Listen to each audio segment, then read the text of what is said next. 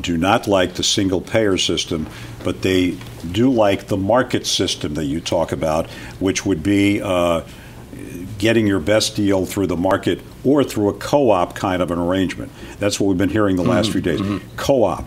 Do you think that's the answer? I think it's worth a try. I'm an economist, so I tend to favor markets. No, running against the single-payer system, of course, is not running against anything that the president has proposed, although there's a Republican view that the public plan is sort of a stalking horse or for a single-payer system. But the real argument, I think, is whether or not there should be any public plan, not whether it should be the only plan available.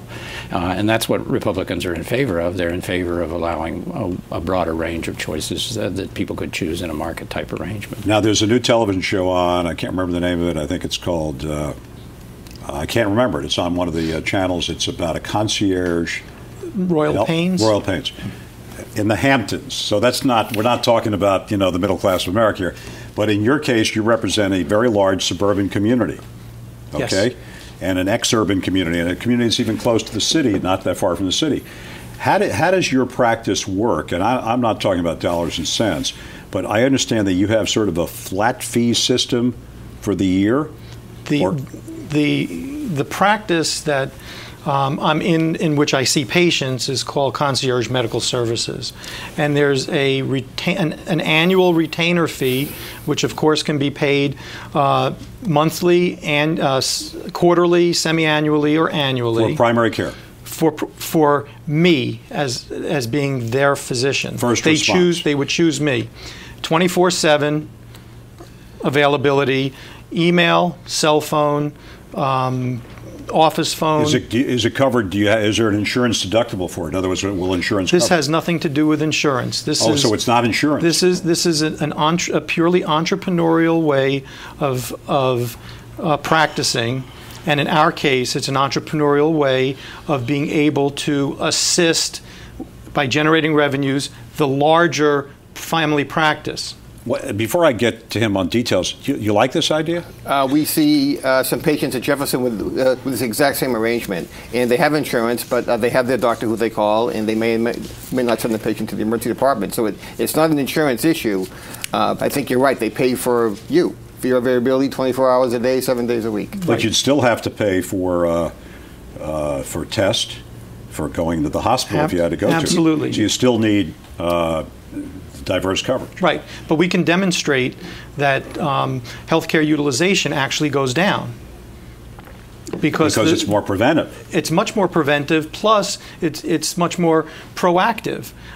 If patients have some kind of worry, regardless, they're very respectful of my time, so they'll send me an email, and I'll get back to them in a reasonable fashion. You know what I just read that just blew my mind? I don't take positions on political issues, but this just blew my mind. The state of Pennsylvania wants to tax health clubs, okay? Now, I would think that if you belong to a health club, a Y or just a health club, that wouldn't you want to give tax credits to people, a small tax credit for joining a health club? Wouldn't that, over a period of time, and you know more than I do because you've studied this, wouldn't that bring down the cost of medical care? Well, you'd hope so. And some health insurers actually will, in effect, pay for your health club membership or pay for you to be in a wellness program. The problem, though, is that human nature being what it is, the people who use the health club would have used it anyway. And for a few extra bucks, the couch potatoes don't necessarily get there on the rowing machine.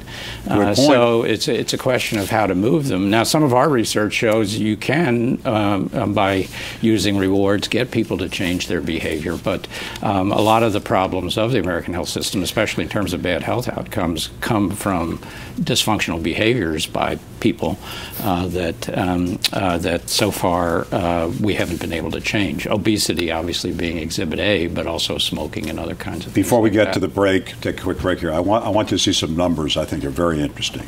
Support for a public health plan. What do you think the support is? Would you favor or oppose the government offering everyone a government-administered health insurance plan like Medicare that would compete with private plans?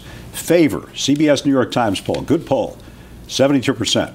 Oppose, 20%. No opinion, 7%. That's New York Times CBS News poll, June 2009. We'll be right back after this on Voice of Reason.